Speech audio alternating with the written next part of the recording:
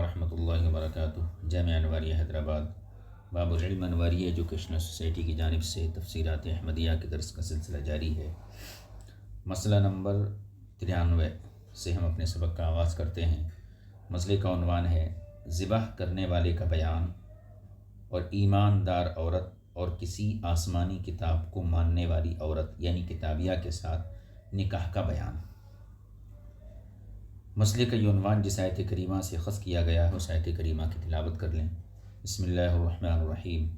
الیوم احل لکم الطیبات وطعام الذین اوتوا الکتاب حل لکم وطعامکم حل لهم والمحصنات من المؤمنات والمحصنات من الذین اوتوا الکتاب من قبلکم اذا آتیتموهن اجورهن محصنین غیر مسافحین ولا متخذی اخدان ومن یکفر بالایمان فقد حبط عمله وهو فی الآخرة من الخاسرین۔ صدق اللہ العظیم۔ الیوم احل لکم الطیبات، آج کے دن تمہارے لیے طیبات حلال کر دی گئیں، یعنی پاکیزہ چیزیں حلال کر دی گئیں۔ وطعام الذین اوتوا الکتاب حل لکم، اور جن کو کتاب دی گئی ان کا طعام بھی تمہارے لیے حلال کر دیا گیا ہے۔ یہاں طعام سے مراد ذبیحہ ہے، یعنی اہل کتاب کا ذبیحہ تمہارے لیے حلال کر دیا گیا ہے۔ وطعامکم حل لهم، اور تمہارا طعام ان کے لیے حلال کر دیا گیا، یعنی تمہارا ذبیحہ اہل کتاب کے لیے حلال کر دیا گیا۔ آگے دیکھیے، والمحصنات من المؤمنات والمحصنات من الذین اوتوا الکتاب من قبلکم، اور پاک دامن مومن عورتیں اور وہ پاک دامن مومن عورتیں جنہیں تم سے پہلے کتاب دی گئی وہ بھی حلال کر دی گئی، یعنی اہل کتاب میں جو پاک دامن عورتیں ہیں وہ بھی تمہارے لیے جو ہے حلال کر دی گئی۔ اذا آتیتموہن اجورہن، جب تم انہیں ان کا حق مہر ادا کر دو۔ محسنین غیر مسافحین، اس حال میں کہ تم پاک دامنی اختیار کرنے والے ہو، غیر مسافحین، نہ بدکاری کرنے والے ہو، ولا متخذی اخدان، اور نہ ہی چوری چھپے دوست بنانے والے ہو۔ ومن یکفر بالایمان فقد حبط عملہ، اور جو ایمان لانے کے بعد کفر کرتا ہے، فقد حبط عملہ، تو بے شک اس کے تمام اعمال باطل ہو گئے۔ وہو فی الآخرۃ من الخاسرین، اور وہ آخرت میں نقصانات پانے والوں میں سے ہے۔ یہ اس کا ترجمہ ہو گیا۔ ملا جیون علیہ الرحمٰن نے اس کی جو تفسیر ذکر کی ہے، فرماتے ہیں یہ آیت کریمہ ذبح کرنے والے کے بیان اور کتابی عورت سے نکاح کے جواز وغیرہ کے متعلق ہے، یعنی اس میں بنیادی طور پر دو چیزیں بیان کی گئی ہیں اس آیت کریمہ میں۔ پہلی چیز تو یہ ہے کہ ذبح کرنے والا کیسا ہونا چاہیے، کس کا ذبیحہ مسلمان کے لیے حلال ہے، اور دوسری بات یہ ہے کہ کتابیہ عورت سے نکاح کرنا یہ جائز ہے۔ دو باتوں کو بنیادی طور پر مرکزی انداز میں اس آیت کریمہ میں بیان کیا گیا ہے۔ آگے فرماتے ہیں، اور یہ آیت ایک احسان کے انداز میں ذکر کی جا رہی ہے، احسان کے طور پر، اسی لیے اللہ تعالیٰ نے الیوم احل لکم الطیبات کو مکرر بیان فرمایا۔ اس سے پیچھے بھی آ چکا ہے احل لکم الطیبات، لیکن یہاں اس کی تکرار کی، تو گویا یہ احسان کا انداز ہے۔ اب پہلے مسئلے کو لیجیے۔ پہلا مسئلہ کیا ہے؟ ذبح کرنے والے کی حالت کا بیان۔ فرماتے ہیں پہلے مسئلے کا بیان، یعنی ذبح کرنے والی کی حالت آیت کریمہ کے اس حصے میں بیان کی گئی۔ کون سے حصے میں؟ اس میں وطعام الذین اوتوا الکتاب حل لکم وطعامکم حل لهم، اہل کتاب کا طعام تمہارے لیے حلال ہے اور تمہارا طعام ان کے لیے حلال ہے۔ تو اس حصے میں ذبح کرنے والے کی حالت کو بیان کیا گیا ہے کہ ذبح کرنے والا کیسا ہونا چاہیے۔ فرماتے ہیں اس میں دو جگہ طعام آیا، وطعام الذین اوتوا الکتاب حل لکم وطعامکم حل لهم، تو یہاں طعام سے مراد ذبح کیے گئے جانور ہیں، جس پر اس کے بعد کا ذکر دلالت کر رہا ہے، اور یہ ہم احناف کے نزدیک ہے۔ اور تفسیر زاہدی اور مدارک میں بھی یہی مذکور ہے۔ اچھا، اور فقہ میں اس کے ساتھ تمسک کیا گیا ہے جس پر صاحب ہدایہ کا کلام دلالت کرتا ہے۔ وہ لکھتے ہیں کہ کتابی اور مسلمان کا ذبیحہ حلال ہے، جس کی دلیل ہم بیان کر چکے ہیں، یعنی اللہ تعالیٰ کے قول الا ما ذکیتم، وہاں اس کی دلیل ذکر کر دی گئی پیچھے جب آیا تھا، اور اللہ تعالیٰ کا قول وطعام الذین اوتوا الکتاب حل لکم وطعامکم حل لہم۔ پس اس آیت سے معلوم ہوا کہ ذبح کرنے والا مسلمان یا کتابی ہونا چاہیے، اور ان دو کے علاوہ یعنی مسلمان اور کتابی کے علاوہ کوئی بت پرست، مجوسی یا مرتد وغیرہ کا ذبیحہ درست اور حلال نہیں ہے۔ اور یہ شرط نہیں رکھی گئی کہ ذبح کرنے والا لازماً مرد ہی ہو، بس یہ ہے مسلمان ہو یا کتابی ہو، لیکن یہ شرط نہیں ہے کہ وہ مرد ہی ہو، بلکہ ہر مسلمان اور کتابی کا ذبیحہ حلال ہے، خواہ وہ مرد ہو یا عورت۔ اور اسی طرح مجنون اور بچے کا ذبیحہ بھی حلال ہوگا جب کہ یہ دونوں بسم اللہ اللہ اکبر کہہ سکتے ہوں اور کچھ سمجھ بوجھ رکھتے ہوں، اور اگر انہیں بسم اللہ اللہ اکبر کے الفاظ یاد نہیں، اس قدر جنون ہے اور نہ ہی کچھ سمجھ بوجھ ہو، تو ان کا ذبیحہ حلال نہیں ہوگا۔ بیضاوی میں ہے، امام بیضاوی نے لکھا ہے کہ آیت کریمہ ہر قسم کے کھانوں کو شامل ہے۔ پیچھے کیا بتایا گیا کہ یہاں طعام سے مراد ذبح کیے ہوئے جانور ہیں۔ بیضاوی نے کہا کہ اس میں طعام سے مراد ہر قسم کے کھانے شامل ہیں، خواہ ذبیحہ ہو یا کوئی اور خوردنی چیز ہو، کھانے کی چیز ہو۔ اور اوت الکتاب کے الفاظ بھی عام کتابیوں کے لیے ہیں، یعنی جن میں یہود اور نصارہ سب داخل ہیں۔ حضرت علی مرتضیٰ رضی اللہ تعالیٰ عنہ نے ان میں سے بنو تغلب یا بنو تغلب، یہ قبیلے کا نام ہے، اس کے نصارہ کو مستثنی قرار دیا ہے۔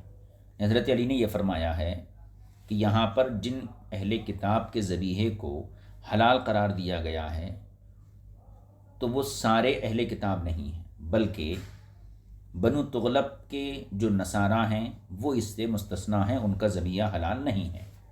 اور آپ نے فرمایا یہ لوگ نصرانیت پر نہیں ہیں، یعنی حضرت عیسیٰ علیہ السلام کا جو دین ہے اس پر نہیں ہے، اور نصرانیت میں سے صرف شراب نوشی پر ہی عمل کرتے ہیں، باقی سارا دین یہ لوگ بدل چکے ہیں۔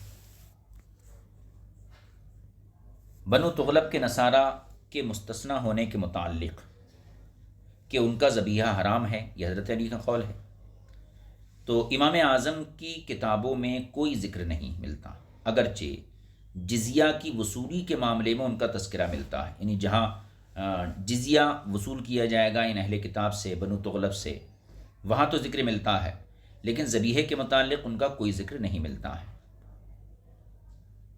اگرچہ جزیے کی وصولی کے معاملے میں ان کا تذکرہ ملتا ہے کہ ان سے ہماری زکوٰۃ کے حساب سے دگنا جزیہ لیا جائے گا، بلکہ ہدایہ میں اس کی تصریح ہے کہ مطلقاً کتابی ذکر کرنا ہر قسم کے کتابی کو شامل ہے، خواہ وہ کتابی ذمی ہو یا حربی ہو یا تغلبی ہو، اس لیے کہ شرط قیام الملت ہے، جیسا کہ گزر چکا، اور صاحب کشاف نے بھی تصریح کی ہے کہ ہمارے نزدیک کتابی کا لفظ تغلبی کو بھی شامل ہے، یعنی ہر قسم کے کتابی کو شامل ہے۔ امام شافعی کا اس میں اختلاف ہے، اور یہ تصریح بھی کی گئی، یہ تصریح بھی ہے کہ صائبین کا معاملہ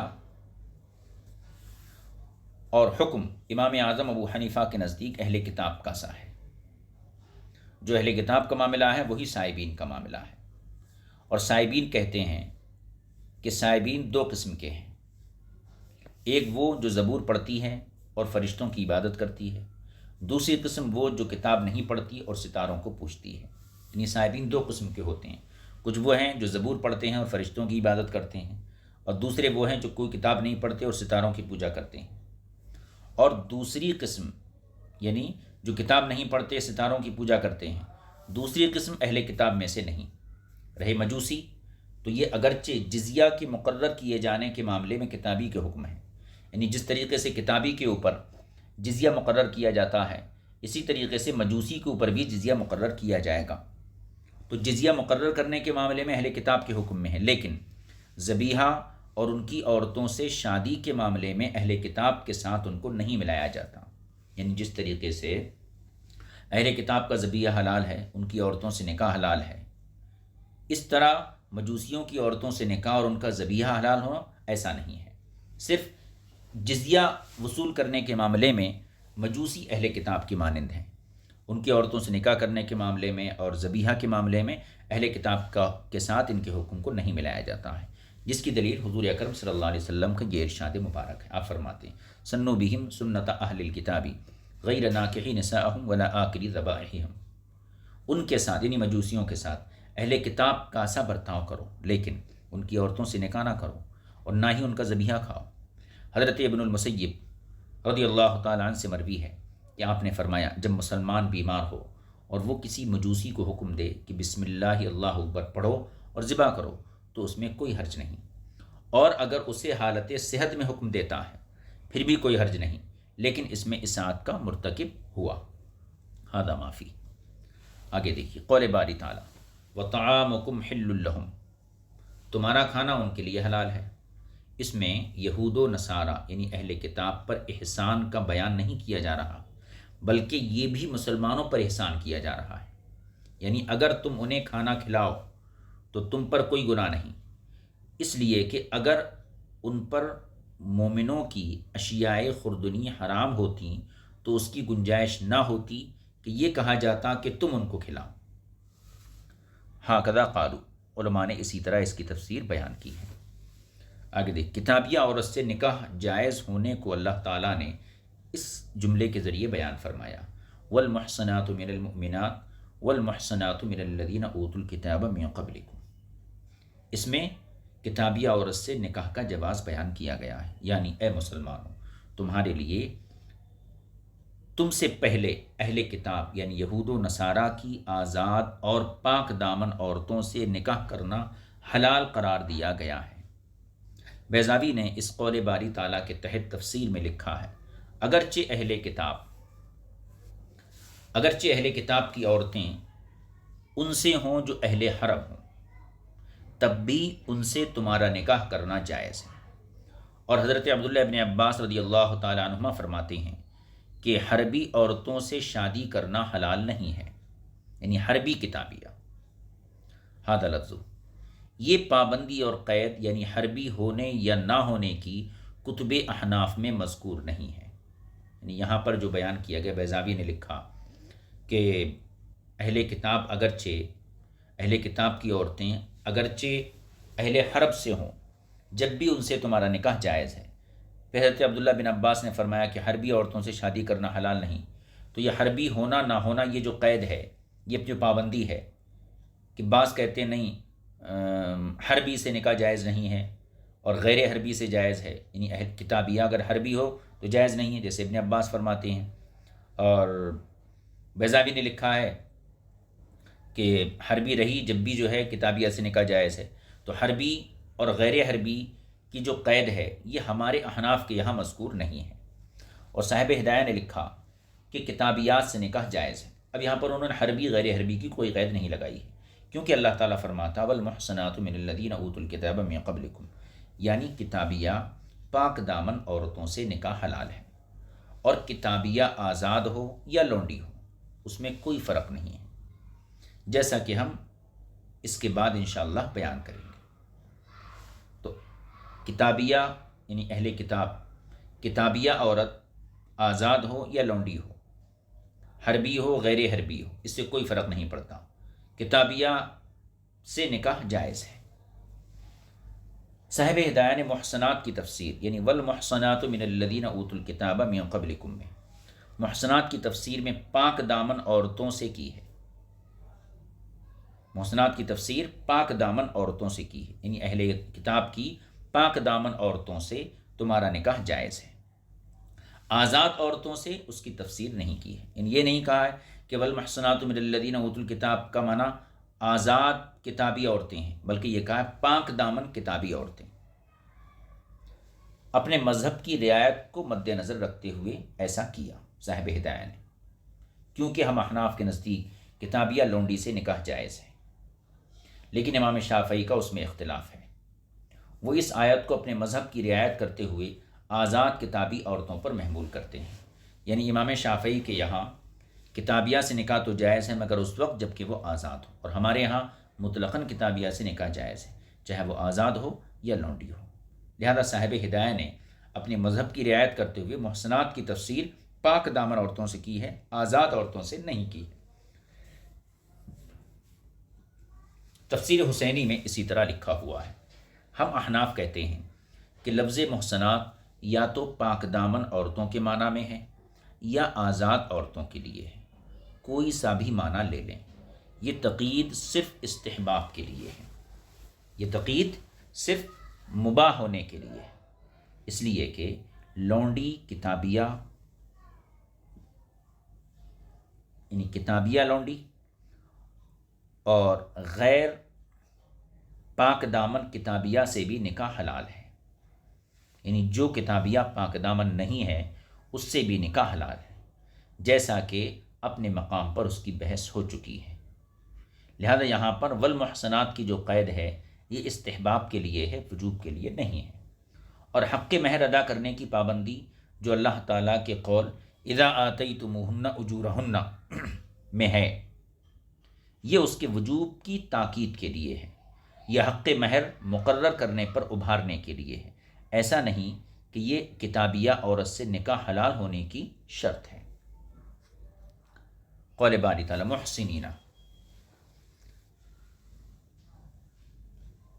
من الذین اوتوا الکتاب من قبلکم، اس کے بعد فرمایا محسنین غیر مصافحین، تو محسنین لکم ضمیر سے حال واقع ہو رہا ہے، یعنی تمہارے لیے یہ حلال کر دیا گیا اس حال میں کہ تم بدکاری سے بچنے والے ہو اور بدکاری اور زنا کی طرف بھاگنے والے نہ ہو، اور نہ ہی چوری چھپے دوست رکھنے پر راضی ہو۔ اخدان خدن سے ہے جس کا معنی ہے دوست، اس لفظ کو مذکر و مؤنث دونوں کے لیے استعمال کیا کرتے ہیں، اور خدن پکڑنا پوشیدہ طور پر زنا کرنے سے کنایا ہے، اس کا بیان سورۃ النساء میں گزر چکا ہے۔ امام زاہد رحمۃ اللہ تعالیٰ علیہ کہتے ہیں جب قول باری تعالیٰ والمحصنات من الذین اوتوا الکتاب یہ نازل ہوا کہ پاک دامن کتابیہ عورت سے نکاح تمہارے لیے حلال کر دیا گیا ہے، تو اہل کتاب کہنے لگے اگر اللہ تعالیٰ ہمارے دین سے راضی نہ ہوتا تو مومنوں کو ہماری عورتوں سے نکاح کرنے کو مباح نہ فرماتا، اور نہ ہی ان کے لیے ہمارے ذبح کیے گئے جانور حلال کیے جاتے۔ اس پر اللہ تعالیٰ نے واضح کیا کہ اے اہل کتاب، تمہارے اور مشرکین کے درمیان آخرت کے احکام میں کوئی فرق نہیں ہے، اور ارشاد ہوا وَمَنْ يَكْفُرْ بِالْإِيمَانِ فَقَدْ حَبِطَ عَمَلُهُ، جو بھی ایمان سے کفر کی طرف پلٹ جائے گا اس کے تمام اعمال ضائع ہو جائیں گے۔ اور یہ بھی کہ جہاں اللہ تعالیٰ نے کتابیہ عورت سے شادی کرنا مباح فرمایا تاکہ زنا میں گرفتار نہ ہو جائیں، وہیں یہ بھی حکم دیا کہ مومن کو بہت چوکنا رہنا چاہیے، ایسا نہ ہو کہ کتابیہ عورت کے ساتھ شادی کر کے اس کی صحبت سے غلبہ شہوت اس کی صحبت سے غلبہ شہوات کی بنا پر کہیں کفر میں نہ پڑ جائیں۔ الفاظ آیت کا معنی یہ ہے جو شخص اللہ سے کفر کرے گا، ومن یکفر کا، جو شخص اللہ سے کفر کرے گا یا اللہ نے ایمان لانے کا جو حکم دیا اس کا انتظار کرے گا، اس کا انکار کرے گا، اور توحید کا عقیدہ دل سے نکال دے گا اور رسولوں کا اقرار، تمام شرائع کا اقرار ختم کر دے گا، یا جو شخص ایمان کو اس کے انکار کی وجہ سے چھپائے گا، اسی صورت میں حرف با آیت اس صورت میں حرف با آیت میں زائدہ ہوگا۔ ھذا ما فی ومن یکفر بالایمان فقد حبط عملہ، اس کا معنی بیان کرتے ہوئے یہ بھی کہا گیا ہے کہ ایمان لانے کے بعد جو شخص ارتداد اختیار کرے گا، جو مرتد ہو جائے گا، اس کے وہ اعمال ضائع ہو جائیں گے جو اس نے حالت اسلام میں کیے۔ یہ معنی اس بات پر دلالت کرتا ہے کہ محض ارتداد ہی اعمال کے ضائع ہو جانے کا سبب ہے، یہ نہیں کہ ارتداد کے ساتھ اس کا حالت کفر پر مرنا بھی ہو۔ یہ امام اعظم ابو حنیفہ رضی اللہ تعالیٰ عنہ کا مذہب ہے۔ امام شافعی رضی اللہ تعالیٰ عنہ اس میں اختلاف کرتے ہیں۔ وہ فرماتے ہیں ارتداد کے بعد اسلام کے دور میں کیے گئے اعمال اس وقت ضائع ہوتے ہیں جب اس کا خاتمہ کفر پر ہو۔ وہ اپنے مذہب کی دلیل اس آیت کو بناتے ہیں وَمَن يَرْتَدِدْ مِنْكُمْ عَنْ دِينِهِ فَيَمُتْ وَهُوَ كَافِرٌ فَأُولَٰئِكَ حَبِطَتْ أَعْمَالُهُمْ فِي الدُّنْيَا وَالْآخِرَةِ وَأُولَٰئِكَ أَصْحَابُ النَّارِ هُمْ فِيهَا خَالِدُونَ۔ اور جو تم میں سے اپنا دین یعنی اسلام چھوڑ کر مرتد ہو جائے گا پھر وہ حالت کفر میں مر گیا تو اس کے اعمال دنیا اور آخرت میں ضائع ہو گئے اور وہی لوگ جہنمی ہیں، وہ اس میں ہمیشہ کے لیے رہیں گے۔ اس آیت کریمہ میں اللہ تعالیٰ نے اعمال کا ضائع ہونا کفر پر موت ہونے سے مقید کیا ہے، اور آیت زیر بحث اگرچہ مطلق ہے، اس میں حالت کفر پر مرنے سے اعمال کے ضائع ہونے کو مقید نہیں کیا گیا، لیکن اسے اس آیت پر محمول کریں گے جو مذکورہ قید کے ساتھ مقید ہے، لہذا یہ بھی مقید ہوگی۔ تو امام شافعی نے اس آیت سے استدلال کیا اور اپنے مذہب کو ثابت کیا کہ ارتداد کے بعد اسلام کے دور کیے گئے اعمال اس وقت ضائع ہوں گے جب کہ اس کا خاتمہ کفر پر ہوا ہو۔ اور ہمارا مذہب کیا ہے کہ ارتداد جس نے اختیار کیا تو ارتداد سے ہی اس کے اسلام کی حالت میں کیے گئے اعمال ضائع ہو جائیں گے، کیونکہ اس آیت میں فیمت وہو کافرن کی قید نہیں ہے جو آیت ہم پڑھ رہے ہیں۔ امام شافعی نے جس سے استدلال کیا ہے اس آیت میں فیمت وہو کافرن کی قید ہے، تو وہ اسی آیت کو پیش نظر رکھتے ہوئے اس آیت میں بھی کفر کی حالت پر مرنے سے اس کو مقید کرتے ہیں۔ تو امام شافعی کے تمسک اور استدلال کا جواب احناف کی طرف سے بھی دیا جاتا ہے۔ جواب یہ دیا ہے، امام شافعی رضی اللہ تعالیٰ عنہ کے تمسک اور استدلال کا جواب یہ ہے کہ جس آیت کریمہ سے آپ نے استدلال فرمایا وہاں شرط میں دو چیزوں کا ذکر ہے، ایک ارتداد اور دوسرا کفر۔ دوسرا کفر پر موت یعنی ارتداد پر موت۔ اس کے بعد جزا میں بھی اللہ تعالیٰ نے دو چیزیں ذکر فرمائی، ایک اعمال کا ضائع ہونا اور دوسرا جہنم میں ہمیشہ ہمیشہ رہنا۔ لہٰذا اول کا تعلق اول سے، دوم کا تعلق دوم سے ہوگا، جسے لف و نشر مرتب کہتے ہیں۔ تو ارتداد کا تعلق اول ہے ارتداد، تو اس کا تعلق ہوگا اعمال کے ضائع ہونے سے، اور دوسری چیز کیا بیان کی گئی؟ کفر پر موت، اس کا تعلق ہے ہمیشہ ہمیش جنت میں رہنے سے۔ تو یہ لف و نشر مرتب کا لحاظ رکھیں گے تو پھر اس طریقے سے اس کا مفہوم بیان کیا جائے گا۔ سو معلوم ہوا کہ اعمال کا ضائع ہونا نفس ارتداد سے ہوا، یعنی مرتد ہوتے ہی اعمال ضائع ہو گئے، اور جہنم میں ہمیشہ ہمیشہ رہنا ارتداد اور کفر پر موت ہونے کے سبب ہوا۔ یہ جواب، یہ ملا جیون کہتے ہیں، یہ جواب اس جواب سے اولا ہے جو اس مقام پر بعض حضرات نے ذکر کیا ہے، وہ یہ ہے جو جواب دوسرے حضرات نے ذکر کیا ہے اس کو ملا جیون یہاں ذکر کر رہے ہیں، وہ یہ ہے کہ آیت کریمہ جب مطلق ہے، جو آیت اب ہم پڑھ رہے ہیں یہ مطلق ہے، وَمَن يَكْفُرْ بِالْإِيمَانِ فَقَدْ حَبِطَ عَمَلُهُ، یہ مطلق ہے، جس سے امام شافعی نے تمسک فرمایا وہ مقید ہے۔ امام شافعی نے جس آیت سے استدلال کیا ہے وہ کیا ہے؟ مقید ہے۔ وَمَن يَرْتَدِدْ مِنْكُمْ عَنْ دِينِهِ فَيَمُتْ وَهُوَ كَافِرٌ، تو یہ مقید ہے۔ جو آیت ہم پڑھ رہے ہیں یہ مطلق ہے، یہ مطلق ہے، لہذا مطلق اپنے اطلاق پر رہے گی اور مقید اپنے تقید کے ساتھ پابند ہوگی، جیسا کہ ہم احناف کا ضابطہ ہے، لہذا دونوں دلیلوں پر عمل کیا جانا ممکن ہے۔